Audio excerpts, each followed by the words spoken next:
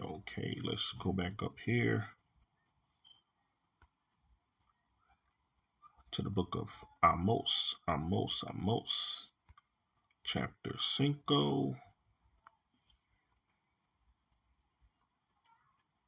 All right.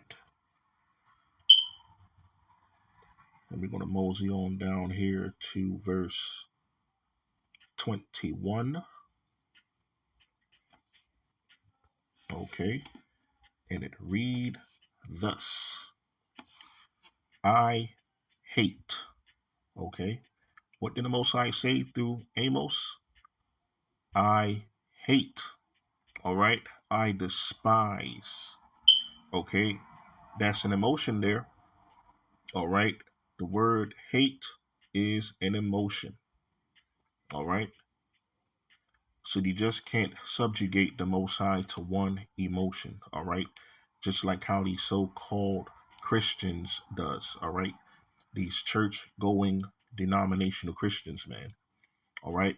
Who love to say, oh, God is love. He's all about love. Right. That's all God does is just love. He's just a loving God. Right. Right. You subjugating them to one emotion, which is love. Okay. According to how you feel, that warm, fuzzy feeling that you get inside, right? And that's not even love according to the biblical scripture. Love, according to the biblical scripture, is the laws, statutes, and commandments, man. That's the true definition of love, right? Not how you feel, okay? Not your emotion, all right? But what did the prophet Amos say? I hate, I despise your feast days, okay? What's those feast days that's being spoken of here? That so-called Thanksgiving, man, right? In which we deem in the faith, the hopeful one-third elect, thanks killing, okay? Because that's all it was anyway. That's when the so-called pilgrims came over here and just slaughtered the natives of this land, man, right? All throughout the Americas, all the way down from Canada, all the way down through the Caribbean and South America, man, right? Just a slaughter fest. First, they came over here in deception, right? Gaslighting, fooling the natives of this land, talking about how they want peace treaties and they want to do business deals with them, business opportunities, right? Colonizing their land, and which they did. They made 13 colonies up and down the East Coast in the Americas, okay? And then when they least suspected, they slaughtered them, right? Totally obliterated them, man, right? When they least suspected, killed off the men, killed off the chiefs, the captains, right? You raped the women, made the children slaves or so-called indentured servants, right? Until they all died off, right? And then when that happened, you went across the ocean blue, and then you got our ancestors, right? Which is the so-called African Americans, the foundational Black Americans, the American descendants of slaves, man, or FBAs or ADOS, however you want to call it, man. Right? So these are the feast days that our people are ignorantly celebrating. Why? Because they don't do their due diligence. Okay, they don't do their world history studies, man. Right? They don't do their so-called Googles. Right? So these are the feast days that the Most High is talking about, man. He says, I hate, I despise your feast days. All right? So-called Christmas. Okay? Or Christ Massacre, as I call it. Right? Christmas Eve, Christmas Day. And then you have so-called Kwanzaa right behind that. Right? And then right behind that, you have the so-called New Year and the death of winter, man. Right? The new year don't begin in the death of winter, man. Right? Not according to the biblical scripture. You can't say that you're a so-called Christian keeping New Year's in the death of winter, man. Right? So this is what the Most High is talking about, man, with his people. You know, this is the reason why he says his people are destroyed for lack of knowledge. Why? Because they don't read the scripture, for one. For two, they don't know who they are according to the biblical scripture. Three, they don't do their due diligence, man. They don't do their Googles, man. They don't do no world history study, man, as they should, right? But a lot of our people claim that they're so intelligent and they know this, they know that. They went to college, they got this degree, They got that, they got all of this money, right? But they don't know a damn thing, man. They just fools with money, fools with fortune, right? Because they don't even know who they are. They don't even know who their God is, man, right? So this is the reason why the Most High says our people are destroyed for the lack of knowledge, man. You're celebrating all of these pagan, worldly customs, man, right? This is their culture. This is not our culture according to the biblical scripture, man, according to who we are, according to biblical scripture. Okay, we're not supposed to be celebrating so-called Thanksgiving, okay, so-called Christmas, so-called Kwanzaa, right? And then New Year in the depth of winter, right? That's not the new year, man. According to the beginning of months in scripture, it's not in the depth of winter, man. Okay? But you are celebrating a demigod. You are celebrating a deity, which is named Janus, okay, which is a two-faced demon, man. Right? One face facing the past, one face facing the future. Okay, that's an ancient Greco-Roman demon, man, a demigod. All right, this is what you're celebrating, right? Now, according to the biblical scripture, it says the beginning of months, which is the beginning of the new year, is around Pesach, which is Passover. Okay, this is what our people supposed to be keeping, man. Not so-called Christmas, not so-called Kwanzaa. All right, Kwanzaa is a part of Pan-Africanism. Okay, now I would say this about Kwanzaa. You know, it's something that our people created, right?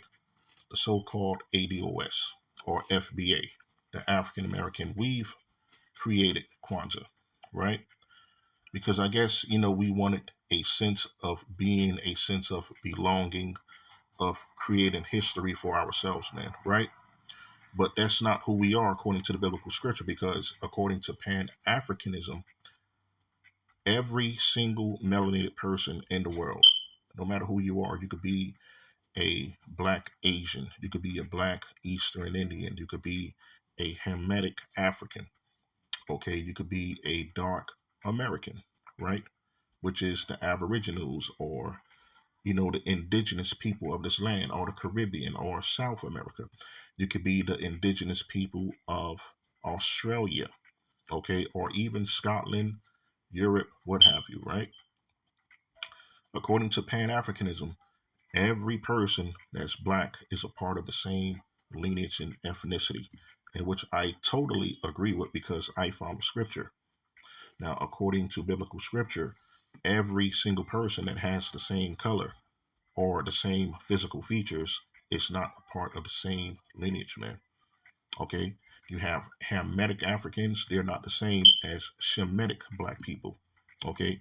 The people from Yafat, which is Japhet, is not the same as people from Shem or Ham. We're all different lineages, man, right? We may share the same melanin, but we're not the same people. Okay? So this is the reason why when Moses went down into Egypt, when he was born in Egypt, he was mistaken as an Egyptian. So as Hamashiach. Why? Because that was during the time when the Nubian Cushites was ruling down in that land called the Mizraim. Okay? Until Alexander the Greek and Ptolemy came down and conquered it. And then when he did that, he conquered the Nubian Cushites down there. And then he also put the Hebrew Israelites in captivity down there too, along with the Nubian Cushites.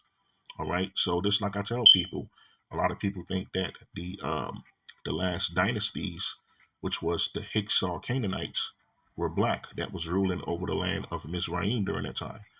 That's not true. They wasn't melanated people. The only melanated people that was down in the Mizraim, it was the Nubian Cushites, and it was the Hebrew Israelites. Okay, the Hebrew Israelites was born down in the land of Mizraim. Okay, when they first went down into the land, it was Jacob and his 12 sons. And then they start to multiply down there when they was dwelling with the Nubian Cushites. And then they started to follow the customs of the Nubian Cushites. All right. So, of course, by doing that, our people was laden with sin. They was being led away from the Most High. They was being led astray by following the customs of ancient Mizraim. So this is the reason why the Most High sent the Hyksos Canaanites down there to conquer that land, because we were in sin. It's like if you read the scripture all throughout, history, whenever the Israelites sinned against the Most High, he sends the enemy to conquer them. Okay, no matter if they're dwelling in somebody else's land, no matter if they're dwelling in their own land in safety, once you start to stray away from the Most High and start following the customs of the world, the Most High is going to send your enemy towards you. As it says in the book of Deuteronomy, right? He's going to send a fierce nation to you, man. Okay?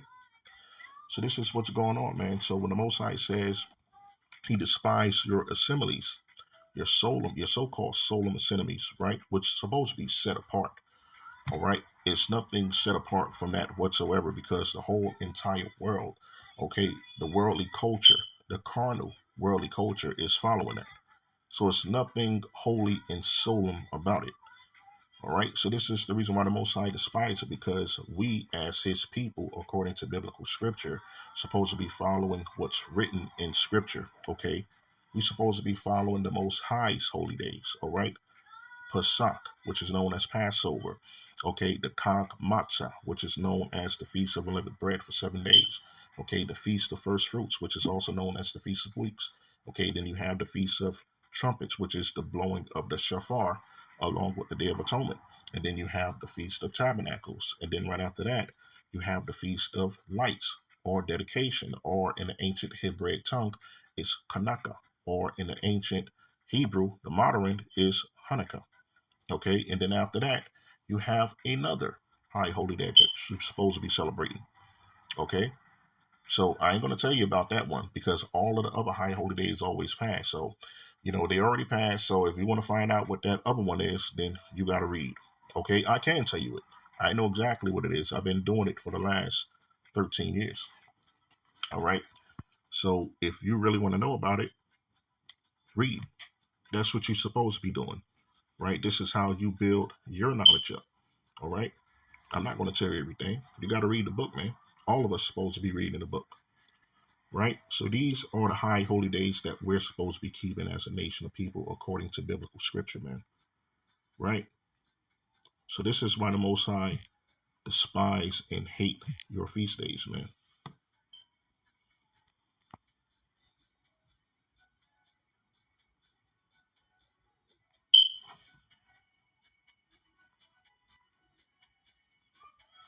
As it's written here again, verse 21. I despise your feast days, and I will not smell in your solemn assemblies. Okay? Verse 22. Though ye offer me burnt offerings and your meat offerings, I will not accept them. Neither will I regard the peace offerings of your fat beasts. Okay, so what's those meat offerings and those peace offerings? That's the so-called Thanksgiving turkey, man, right? The so-called cranberry sauce. Okay, the so-called stuffing, in which they call dressing. All right, so this is what you're commemorating to the Most High, man, right? A day of slaughter, just like I said, of the Native American Indians, man. All right, so you commemorating this to the Most High, talking about you giving thanks to the Most High for everything that you're thankful for.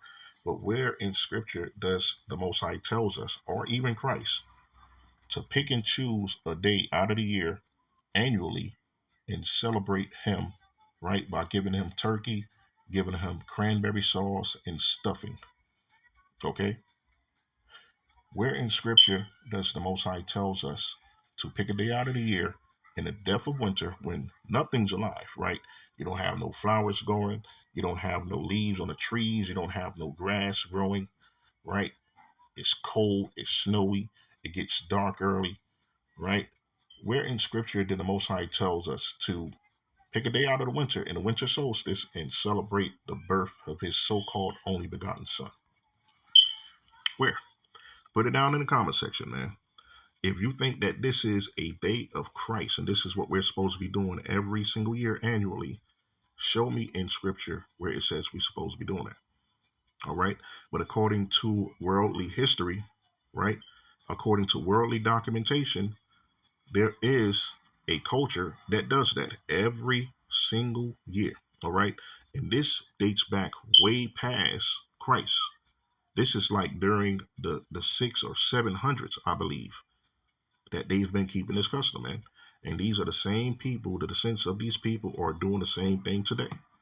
Okay, they're keeping their customs. Now, just like I said before, the other nations, this is their thing. If they want to do that, if they want to go into the forest or the woods or whatever and get a tree and cut it down and bring it home and fasten it with nails so that it'll be upright, and then they want to decorate it with silver and gold and lights and green and red and all of that, let them do that. That's their custom. They've been doing this ever since before Christ, man. This is an ancient Babylonian custom, man.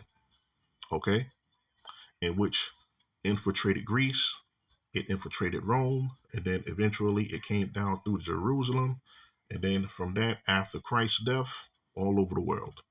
Okay, so this is what they're keeping, man. Good old Saint Nick holiday.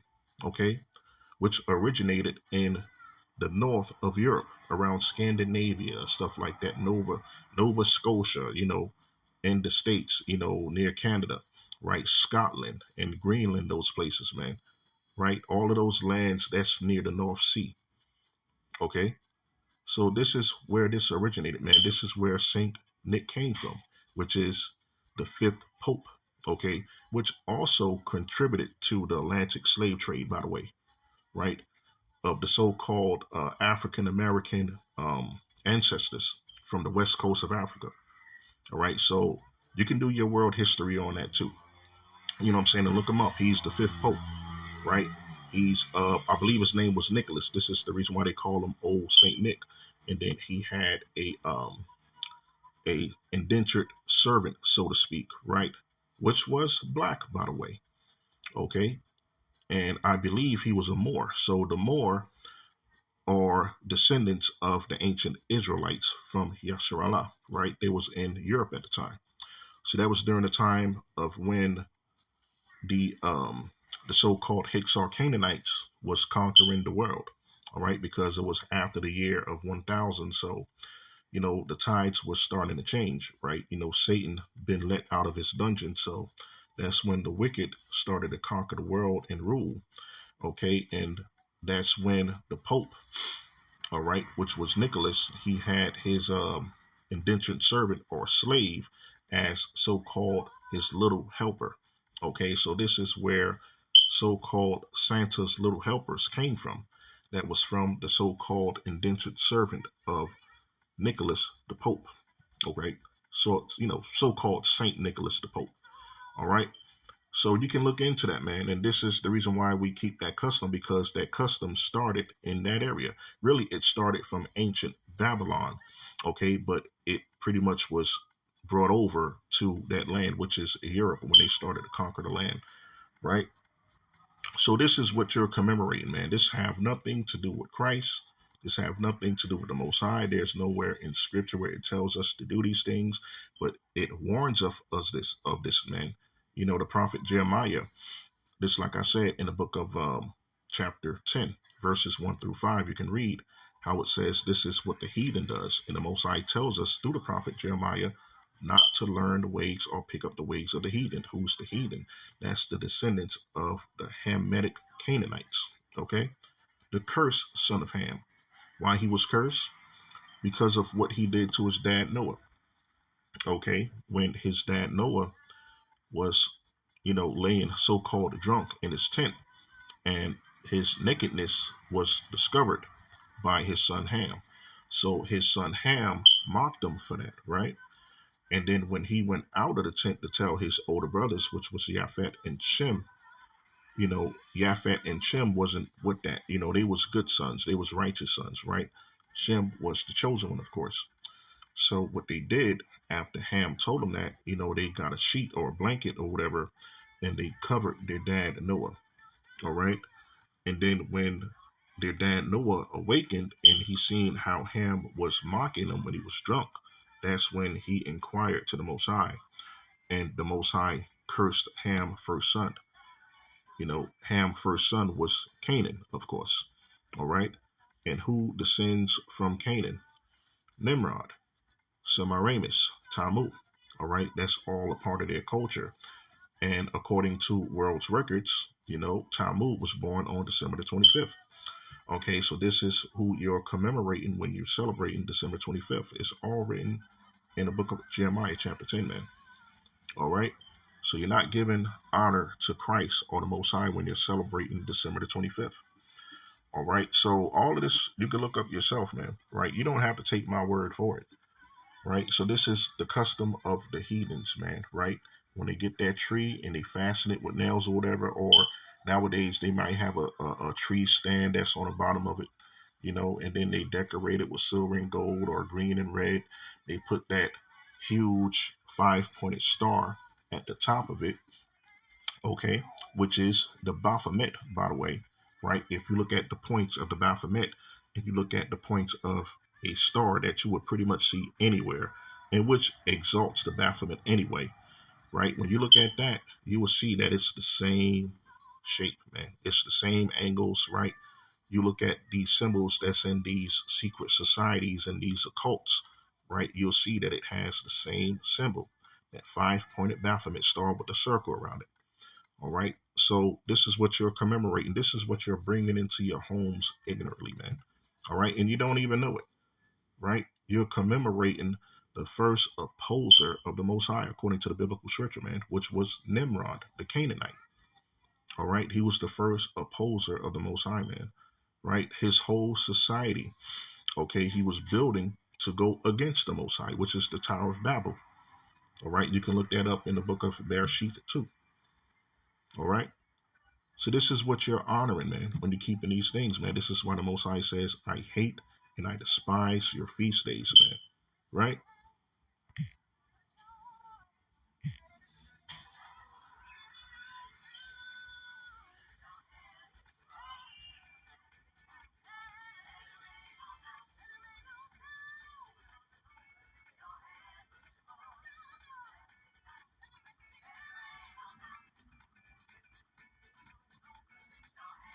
Okay.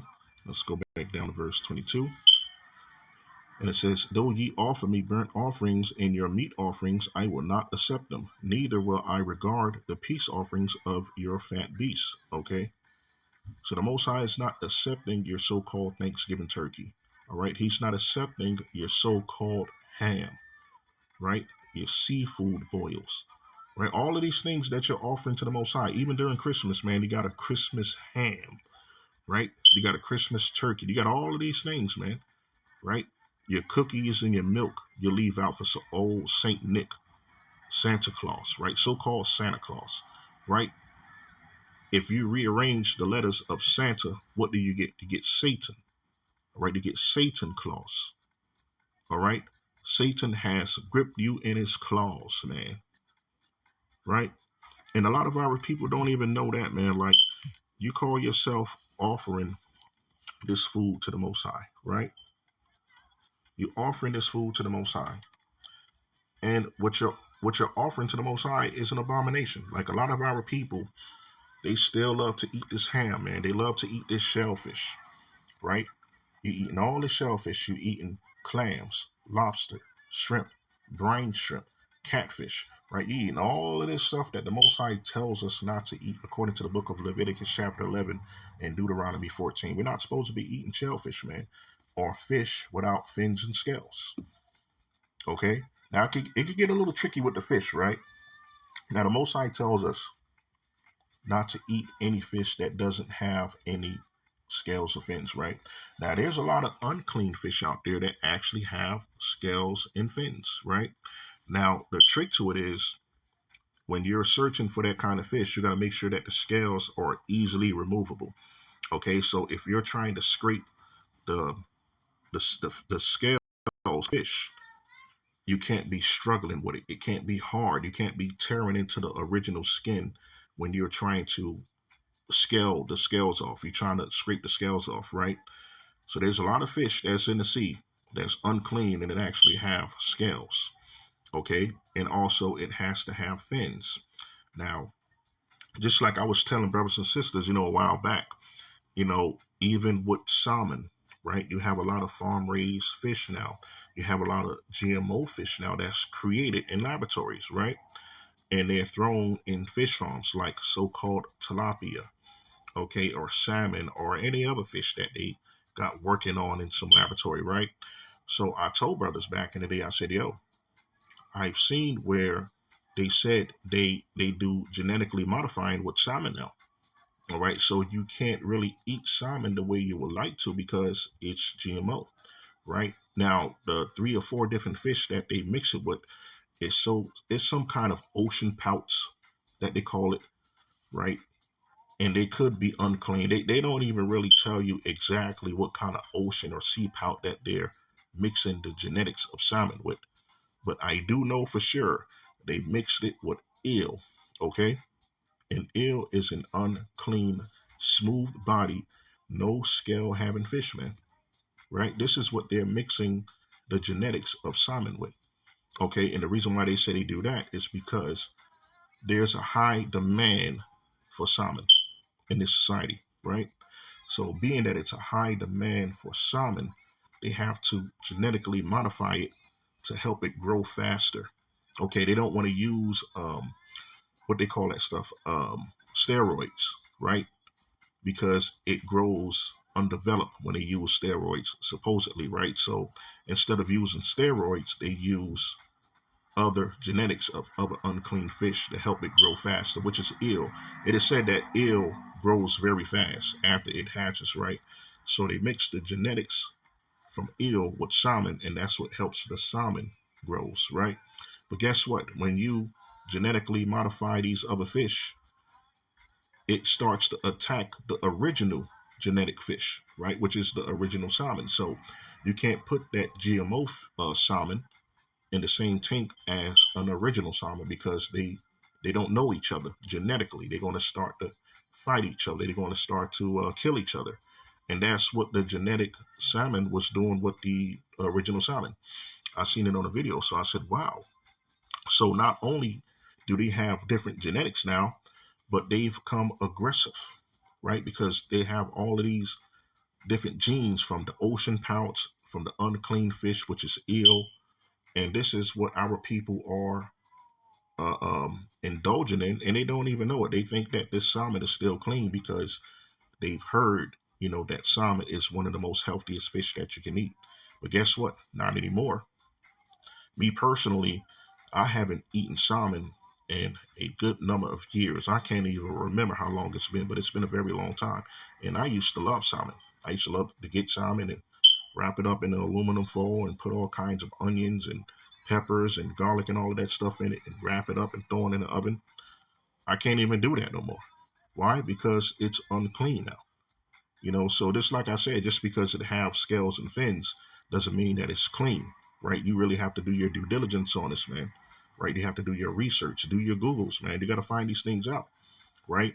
And then when you come across brothers and sisters who's trying to tell you this, you got to take heed. You got to do your due diligence, man, right? You can't be having your fried salmon anymore, your salmon nuggets or whatever, or your baked salmon because you're eating unclean now, right? Just like I try to tell brothers that tuna fish is unclean. It's a smooth bodied fish. You're not supposed to be eating tuna. Brothers still be eating tuna, right? So, at the end of the day, it's whether you hear or forbear, man. Just like the Most High said, just plant the seed and they got to do the research.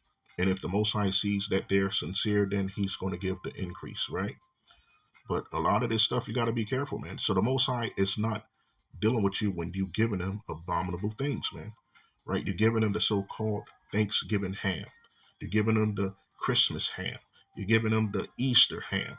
Right? All of this stuff you have in your roast duck, your seafood boils, which is shellfish. You're not supposed to be eating any shellfish, man. Right? So this is the reason why the Most High says he despises and he hates your feast days and he's not going to partake in them because it's not commemorating him. It's not biblical, man. Right?